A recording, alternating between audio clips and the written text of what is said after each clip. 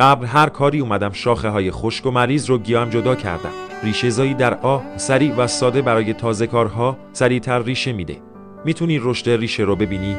یک قلمه 10 تا 15 سانتی متری از گیاه سالم بگیر، جایی که برگ در میاد برش بزن.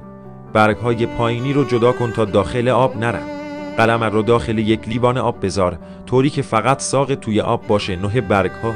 لیوان رو در جای روشن ولی بدون نور مستقیم آفتاب بذار، مثلا پشت پنجره.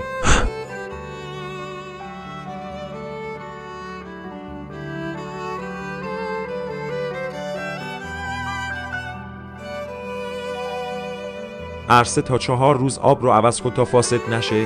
بین 5 تا 14 روز ریشه های سفید و باریک ظاهر میشن. وقتی ریشه ها حداقل 3 تا 5 سانت شدن، میتونی قلمه رو به خاک منتقل کنی.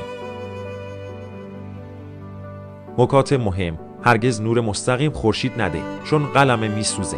قلمهات اگر بیحال شدن ممکنه به خاطر رطوبت کم و یا نور زیاد یا قارچ باشه. قارچکش خانگی مثل دارچین پودر شده روی برش قلمه کمک میکنه که خراب نشن. من هیچ قارچکشی استفاده نکردم و هر 1 یا 2 روز قبل لیوان رو عوض کردم. لایک و کامنت و سابسکرایب کنید لطفاً.